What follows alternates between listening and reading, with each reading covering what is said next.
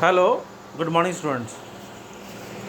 आज बेटे जैसे कि लास्ट लेक्चर में हमारा पेंडिंग रह गया था एम्पिरिकल फार्मूला। तो इसको पढ़ने से पहले आपने एक बात सोचनी है कि sir what is the empirical formula, what is the molecular formula and what is its role in life. तो मैं आपको only one thing I would like to say you कि बेटे empirical formula is a formula by which you can state that कि in this way the formula for the different compound has been discovered। अगर मैं कोई कहता है कि water का फार्मूला H2O क्यों है, चीनी का फार्मूला C12H22O11 क्यों है, ग्लूकोज का फार्मूला C6H12O11 क्यों है, तो आपको मैं एक in general and short term एक सिंपल सी बात सिखाना चाहता हूँ। मान लो आपने एक चीज़ घर में बनाई, मुझे नहीं पता क्या बनाई, आप अपने इमेजिन करो। You have discovered a single thing in your house, और वहाँ पे ये पता लगता है कि उस चीज़ बनाने के लिए आपने 12 ग्राम X का इस्तेमाल किया है, 24 ग्राम आपने Y का प्रयोग किया है, 72 ग्राम आपने Z का प्रयोग किया है, और ऐसे ही 108 ग्राम आपने फलाने का प्रयोग किया है। You have used 4 different things X, Y, Z and O। Okay, तो आप करो कि आपने बोला कि मैंने 12 ग्राम, 64 ग्राम, 72 ग्राम, 108 ग्राम किया है, and all the 4 digits are get cancel by the similar table. तो आप फॉर्मूला आसानी से बना सकते हो कि सर x के इतना लगा है, y का इतना लगा, z का इतना लगा और o का इतना। जब आप इतना बोलते रहो कि this much quantity we have used, that is the formula. In the same sense, जैसे मैंने आपको सिंपल बताया है वैसे ही उसको हम बोलते हैं परसेंटेज में। चलो मेरा एक क्वेश्चन का आंसर देना, how much marks do you get in math, तो आप बोलोगे 100 में sir 80। How much marks do you get in science, बोलोगे sir 85 out of 100। How much marks do you get in SS, sir 90 out of 100। तीनों की percentage 100 से ले रहे हो आप, तो आप उसका रेशियो भी निकाल सकते हो। तो यहाँ पे हम परसेंटेज निकालेंगे, तो द परसेंटेज सबको निकालने के लिए इस आविष्कार हुआ एम्पिरिकल फार्मूला। ओके, तो यहाँ पे हम करते हैं empirical formula. Empirical formula is the simplest chemical formula for a compound. It is represent in the smallest whole number ratio of the atom present in the compound, जैसे कि line में आपको मेंशन कर रखा है। ओके, तो वही बेटे एग्जांपल है कि आपने x के 12 ग्राम फलाने के लिए तो x/y/z/o लेके आपने फार्मूला बना लिया। तो यहाँ पे आज हम सीखेंगे एक just a normal theory to learn how the formulas are get discover. तो ये टेक्निक दे रखी है, रूल्स दे रखे हैं। तो बेटे रूल्स तो बाद में हैं, क्योंकि आप लोग each and every person know how to drive a Activa और द मोटरसाइकिल। रूल्स कोई नहीं सीखता, रूल्स तो आप प्रैक्टिस करते समय सीख जाओगे कि ब्रेक कब मारना है कब नहीं मारना। ओके, तो वैसे ही जब आप कोई न्यूमेरिकल करोगे तो रूल्स आप ऑन द स्पॉट सीख जाओ। ठीक है, तो प्रोसीड करते हैं नेक्स्ट पे, और मैं आपको सिखा रहा हूँ starting directly from the that. अगर तुमसे कोई पूछे n क्या है, तो बोलना नंबर ऑफ मोल्स। कि कोई भी फार्मूला बनता है तो डिपेंड करता है कितने मॉलिक्यूल चाहिए। अगर एक बंदा आया तो 1 कप चाय बनाओगे, 2 बंदे हैं 2 कप, और 4 अगर व्यक्ति आए हैं तो 4 कप चाय बनाओगे। इट मीन्स 1 के लिए मोल 1 हो गया, 4 के लिए मोल्स कितने हो गए 4। तो that is the simplest multiplication. और फार्मूला क्या होता है, molecular mass of substance divide by empirical formula. Okay, तो एम्पिरिकल मीन्स होता है कि just number of element participate, और मॉलिक्यूलर का मतलब होता है total number of element participate, इतना फ़र्क होता है बेटे। मान लो एक्स वाई जेड ने ये बनाया है तो इम्पेरिकल है, एक्स के 2 बंदे थे, वाई के 3 थे, जेड के 4 थे, ये है मॉलिक्यूलर। ओके, तो we are going to go through a first numerical, तो लिसन दैट, ये क्या है। A compound has the following percentage composition, एक कंपाउंड है उसके अंदर परसेंटेज कंपोजिशन दे रखी है, बोल रखा है कार्बन के 40% है, हाइड्रोजन के 6.67 है और ऑक्सीजन के 53.57% है। डिटरमाइन द एम्पिरिकल, यानी कि ये जो कंपाउंड है किससे बना है वो निकालना है। एम्पिरिकल में simple X Y Z. Okay, तो पहला स्टेप ये होता है the percentage given to you in a form that divide by actual molecular mass. अगर मैं एग्जांपल लूँ कार्बन, तो कार्बन का मॉलिक्यूलर 12 होता है, तो मीन्स जो आपको दे रखा है 40% को डिवाइड करूँगा 12 से। ओके, यानी कि each percentage divided by it's molecular mass. तो आंसर मिल गया आपको। आफ्टर सॉल्यूशन इन तीनों में 1 2 3 among the 3 answer you get which is the simplest and lowest one. आप ये देखो सबसे लोएस्ट कौन सा है, तो आप बोलोगे sir 3.33।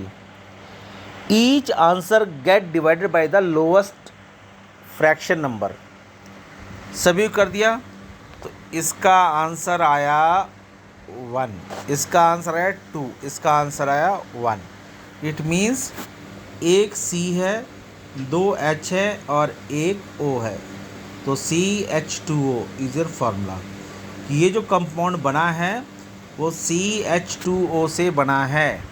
Okay, that is not a molecular formula, that is empirical. It means कि एक C था और 2 H थे और एक O था, उससे ये फार्मूला का आविष्कार हुआ। ओके, अब हम नेक्स्ट क्वेश्चन करते हैं। Next, a compound has the following percentage composition Mg equal to 9.76%, S equal to 13.01%, O 26.01% and water of crystallization, यानी कि उसके अंदर H2O के जो मॉलिक्यूल हैं वो कितने हैं 52.2%। डिटरमाइन द एम्पिरिकल, यानी यहाँ पे भी पूछ रखा है कितने एलिमेंट पार्टिसिपेट कर रहे हैं। तो once again the percentage, each percentage of given element divide by its own molecular mass. तो एग्जाम्पल Mg12 होता है, उसका मास नंबर होता है 24। तो आप चेक कर सकते हो यहाँ पे सभी को अपने मॉलिक्यूलर मास से डिवाइड कर रखा है। तो यहाँ पे बेटा मैं आपको बढ़ा कर दिखाता हूँ। यहाँ पे आपको देखना है कि सर 24 से किया, 32 से किया, 16 से किया और 18 से किया। वाटर का 18 होता है, तो सभी का आंसर आ गया। ध्यान से देखिए सभी का आंसर, तो ध्यान देखिए ये आपको आंसर आ गए। Among that answer which is the lowest value you find that, तो आप बोलोगे 0.406। Each answer get divide by the lower fraction, lowest fraction. तो सभी को डिवाइड किया तो अप्रॉक्सीमेटली आंसर सबके आ गया आंसर 1147। इट मीन्स Mg1 है, S1 है, O2 S4 है और H2O के 7 मॉलिक्यूल हैं। ओके, चलो देखते हैं फार्मूला क्या है। तो यहाँ पे लिखा है, तो आपको formula MgSO4 in the science we called us Epsom salt, EPSOME salt, इसको बोलते हैं Epsom salt. In biological it is important that some time the plant of the leaf of plant get yellowish in colour. तो हम बोलते हैं उनको खाद नहीं मिल रही, ऐसा कुछ नहीं है। जब कभी किसी पौधे को मैग्नीशियम नहीं मिलती तो it the leaves of that plant turns into A yellow. तो आप चाहते हो कि येलो ना हो, तो अगर एप्सम सॉल्ट जो फार्मूला आपको नीचे दिया है ये फॉर्मूला अगर आप डाल दें, उसमें सॉल्ट डाल दें, थोड़ा सा pinch of salt added in the soil, तो बीमारी ख़त्म हो जाएगी। Okay, that is the extra knowledge for you. तो यहाँ पे ये चीज़ों को ध्यान रखना है बेटे, कैसे क्या हो रहा है। ओके, तो अब नेक्स्ट प्रोसीड करते हैं। नेक्स्ट सेम थिंग में फॉर्मूला ये, तो similarly we have to solve the question in the same way. Next question, an organic substance has the following percentage composition, same percentage देखा। अब यहाँ पे क्वेश्चन का फ़ायदा क्या है, if the molecular mass of the compound is 90, यानी कि आपको एक आंसर दे दिया है कि ये कंपाउंड ना, इसका मास नंबर इतना है, यानी फॉर्मूला दे रखा है, तो आपको नंबर ऑफ मोल्स निकालने हैं। तो क्या था, number of moles equal to molecular mass divide by empirical mass. तो देख पहले से पर दिखा लो कितने एलिमेंट इसमें इन्वॉल्व हैं। तो मैंने परसेंटेज लिख दी सबकी बेटा। ओके, सबकी परसेंटेज लिख दी, मास नंबर लिख दिया, डिवाइड कर दिया, और डिवाइड करने के बाद आंसर देखा कि सबसे छोटा कौन सा है, तो मैंने देखा 2.22। सबको डिवाइड किया, क्या किया, सबको डिवाइड किया और आंसर निकाला, तो 1, 1 और 2 आया, यानी कि C1H1O2, यानी CHO2। तो मैं क्या करूँगा कि वंस आई नो कि this elements are involve in making a formula, तो मैंने कहा मॉलिक्यूलर, C का 12, H का 1, तो 12 + 1 13, वो कितने 2, तो 16 2 जा 32, तो 32 को मैं 13 से ऐड करूँगा तो बन जाएगा 45। तो एक्चुअल मॉलिक्यूलर मास को डिवाइड किया 45, 90 डिवाइड 40 बन गया 2।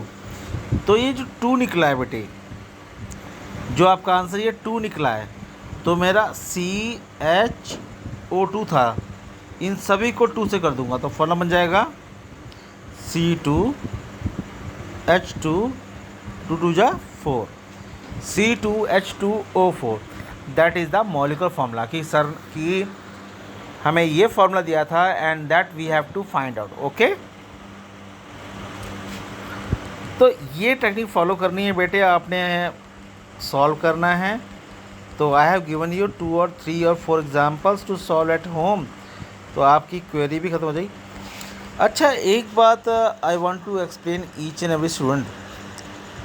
एक ना हमने अलग से ग्रुप क्रिएट किया था और मैंने ये बोला था कि बेटे अगर आपको कोई डाउट्स हैं, प्रॉब्लम्स हैं, तो you can send the message in that group. But still मगर स्टूडेंट्स क्या बोलते हैं कि मैं अगर पूछूंगा या मैं अगर लिखूंगा तो मेरी बेइज्जती होगी, कि ग्रुप में बच्चे देखेंगे।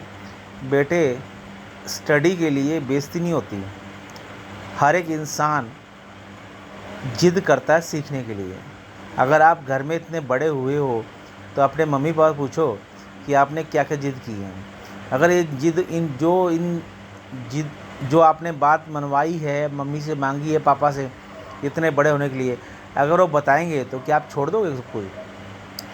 फर्स्ट ऑफ ऑल अपने हेसिटेशन, शर्म को दूर रखो, क्योंकि education is that thing which we have to gain from someone, और तभी सीखोगे जब आपको सीखने की चाह होगी।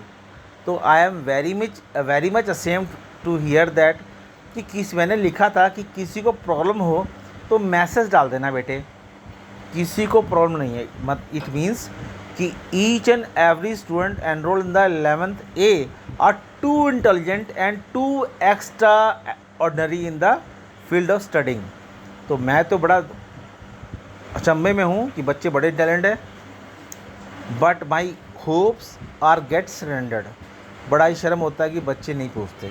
तो I hope for the best. तो आपने इस तरीके से तैयारी करनी है बेटे, और मैं आपको यही चीज़ भेज रहा हूँ, और यही चीज़ नेक्स्ट पेज में है, same question, and that last question is or your homework. So I hope you will practice hard and do the good in the field of studying, जिससे आपका नॉलेज ही बढ़े और आपको सीखने का मौका मिले। Thank you and